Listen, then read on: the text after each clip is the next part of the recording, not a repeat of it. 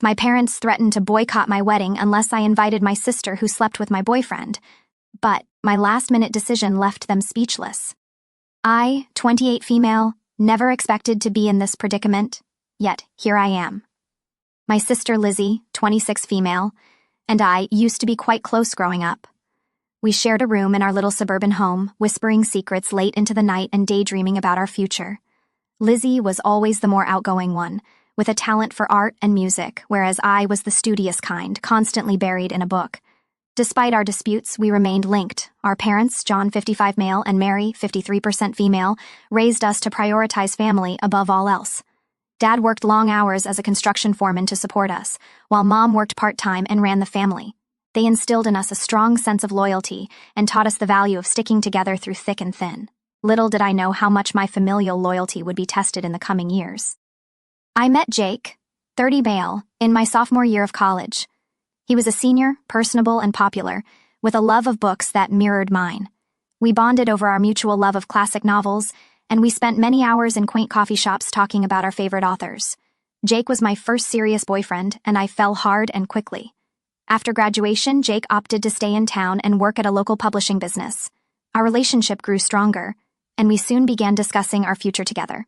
We moved in together after graduation, sharing a small but comfortable apartment near the city center.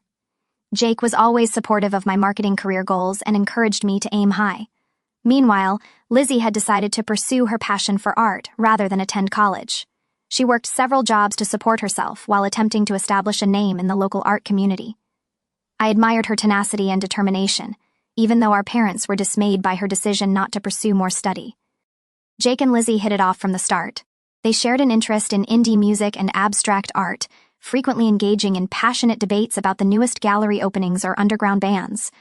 I was overjoyed that my boyfriend and sister got along so well, never suspecting that their relationship would develop into something more sinister. 5 years into our partnership, Jake and I were doing well. We'd weathered the storms of early adulthood together, including job changes, financial difficulties, and the death of our beloved childhood dog. We had even begun casually researching engagement rings online, fantasizing about a future wedding and the family we would create together.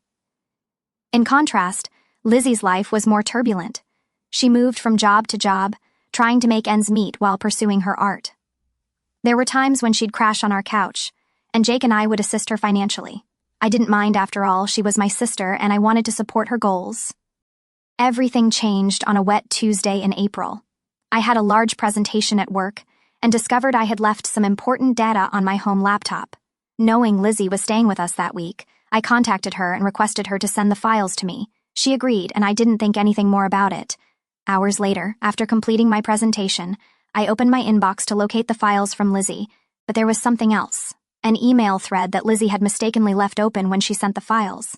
My heart stopped as I read the letters between her and Jake, which contained intimate information and arrangements for their secret rendezvous. I felt as if the ground had vanished beneath me. I left work early, my thoughts reeling, and confronted Jake in our apartment. He attempted to downplay it at first, claiming it was just a few innocent flirtations, but as I revealed more of what I'd read, his justifications fell apart. Jake finally confessed to a 6-month romance with Lizzie. He claimed that it began innocently, late-night conversations when I was sleeping or working late, a common interest in art that grew into something more. He stated he never wanted to hurt me, that he was confused about his emotions. I couldn't endure hearing it any longer and urged him to leave. Confronting Lizzie was even more challenging. I approached her modest studio apartment, my hands trembling as I knocked on the door. When she opened it, her expression sank. She knew I had found out. Unlike Jake, Lizzie did not attempt to offer explanations. She looked me in the eyes and told me she'd fallen in love with Jake, that they hadn't planned it but couldn't resist their feelings. The following several months were a haze of agony and hatred. I moved out of the apartment I shared with Jake and stayed on a friend's couch until I could locate my own place. I put myself into work, picking up extra assignments to keep my mind occupied. I cut off all contact with Jake and Lizzie, blocking their phone numbers and social media profiles. My parents were devastated by the news. They attempted to mediate at first, encouraging me to hear Lizzie out and contemplate forgiveness, but I couldn't handle the thought of being in the same room with her. The treachery was too new, too deep. They eventually stopped pushing, but I could see the sadness in their eyes every time the subject came up. After nearly a year of treatment and self-reflection, I felt ready to date again. I first met Alex, 32 male, at a charity fundraiser at the local animal shelter. He was tall, with nice eyes and a kind grin that put me at ease right away. We bonded over our mutual love of dogs and our volunteer experiences at the shelter. Alex was kind and compassionate. As I discussed my past, he never pushed me to go faster than I felt comfortable with, always respecting my limits. Slowly but gradually, I found myself falling in love again, this time with a man who genuinely liked and admired me. 2 years into our relationship, Alex proposed on a morning trek to our favorite viewing point. It was simple, private, and beautiful. As we started planning our wedding, I felt a mixture of excitement and dread. The thought of walking down the aisle again triggered memories I'd rather forget. Everything was going fine, until my dad mentioned inviting Lizzie to the wedding. They contended that she is still family and should be present on my special day. The very suggestion made my stomach turn. How could I celebrate the most joyful day of my life with someone who had given me so much pain? I adamantly refused, informing my parents that Lizzie's presence would just bring up sad memories and could ruin the day. Alex agreed with me, saying that our wedding should be about our love and happiness, not attempting to patch relationships that may be beyond repair. My parents did not take it well. They accused me of being petty and unwilling to move forward. They even threatened not to go if Lizzie was not invited. Some of our relatives have also gotten involved, accusing me of selfishness for separating the family and asking me to be a better person. But I don't believe I'm in the wrong here. Lizzie deceived me in the worst manner possible. She slept with the man I expected to spend my life with. I fought hard to overcome that anguish and start a new life with Alex. I don't want anything to compromise my newfound contentment and calm. Reddit. Am I wrong to not invite my sister to my wedding? Am I being petty? Or do I have the right to remove someone who has badly injured me from one of the most important events in my life? I'd like to thank everyone who left helpful comments and advice on my first article. The response was amazing, and it gave me the confidence to have a difficult but essential conversation with my parents. I invited them over to supper last week, determined to clear the air and establish some boundaries. The evening started out tense. Mom kept trying to shift the talk toward wedding plans, while Dad was unusually silent. After we finished our meal, I took a big breath and went in. I described in detail how Lizzie's actions had affected me, including the sleepless nights, trust issues that nearly ruined my relationship with Alex, and the therapy sessions I needed to work through my pain. I told them about the panic attacks I used to get any time I saw a couple that reminded me of Jake and Lizzie, how I'd lost weight because food tasted bad, and how I'd poured myself into work to avoid dealing with my feelings. To my amazement, Mom burst into tears midway through my explanation. Between sobs, she acknowledged that they had pushed for Lizzie's inclusion out of remorse. It turned out that Lizzie's life had spiraled drastically after the incident. My parents told me that Lizzie had lost her job at the gallery where she had been working. Her drinking, which had previously been sociable, had progressed to the point that she was rarely sober. She'd been in a run of short-lived, destructive relationships, one of which left her in the hospital with a broken arm. Mom and Dad felt responsible for not seeing Lizzie's problems sooner. They scolded themselves for applauding her free spirit without acknowledging that she may have required more guidance and assistance. In their thoughts, inviting Lizzie to the wedding was a means to reintegrate her into the group and possibly help her get her life back on track. While I sympathized with Lizzie's hardships, I made it clear that this did not excuse her behavior or erase the anguish she caused me. I reminded them of all the instances they had assisted Lizzie financially and emotionally over the years, emphasizing how supportive they had always been as parents. I emphasized that I was not responsible for Lizzie's well-being, and I shouldn't have to give up my peace of mind for her. Dad, who had kept silent for the majority of the conversation, suddenly piped up. He told me a story from his own background that I had never heard before. Apparently, his older brother had done something similar, compromising Dad's trust significantly when they were younger.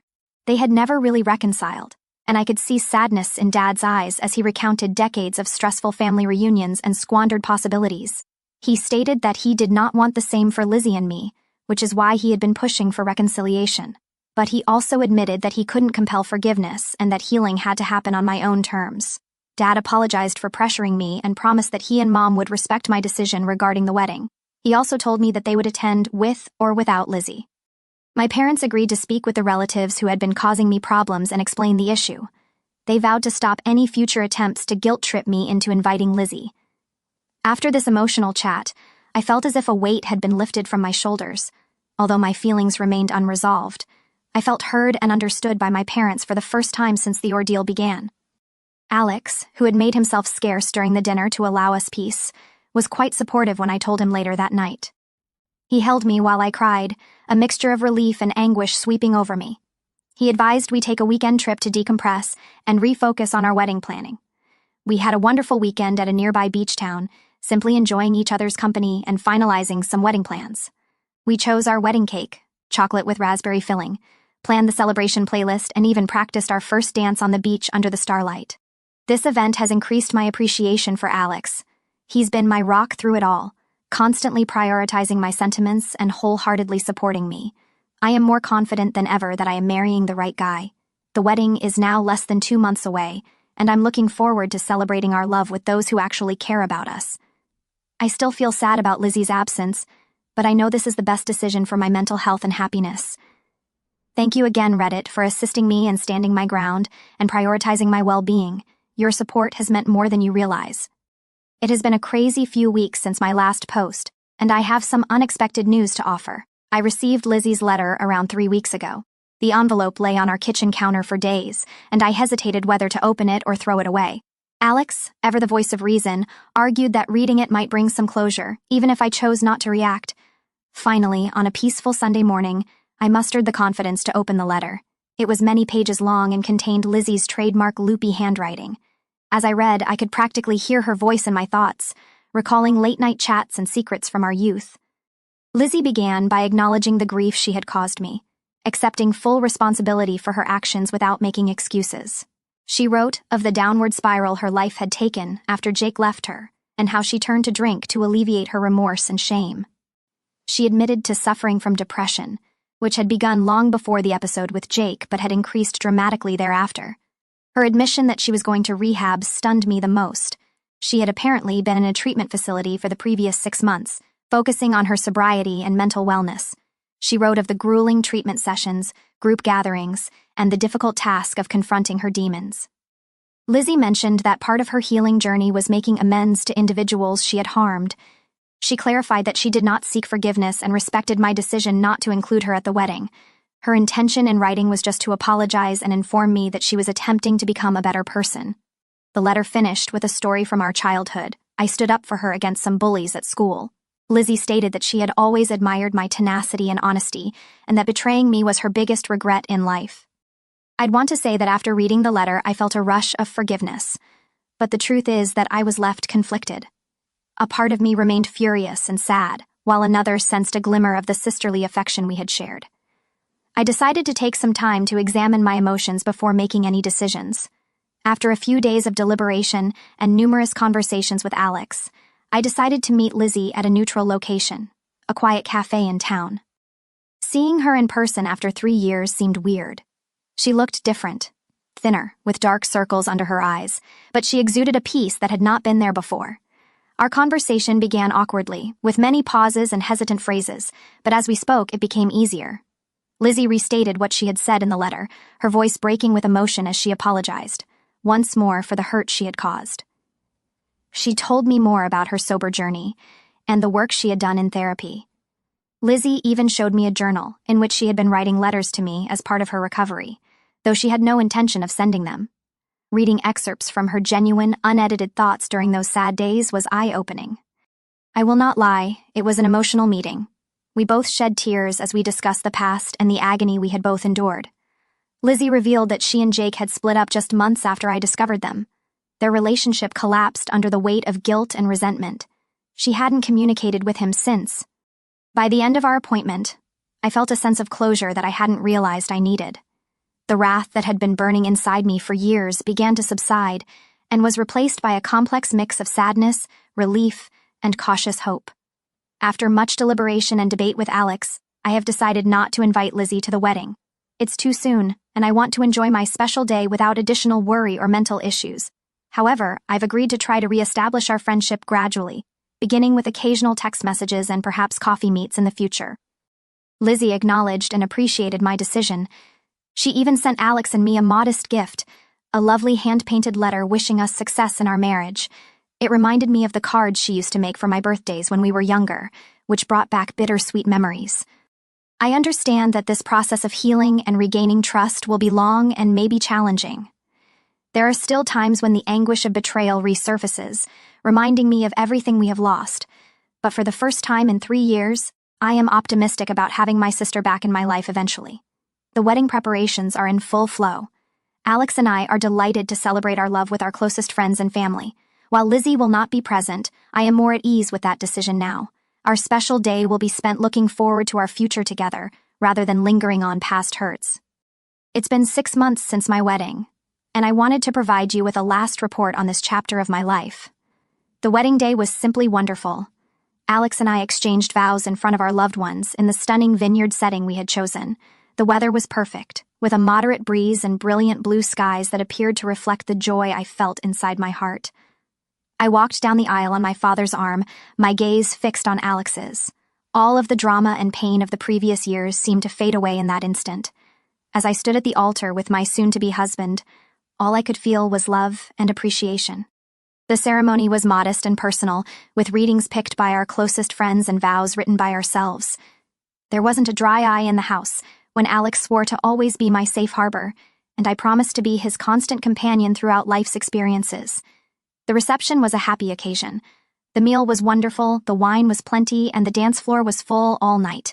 My parents were on their best behavior, honoring Alex and me with no mention of Lizzie. It was great to see them so joyful and supportive.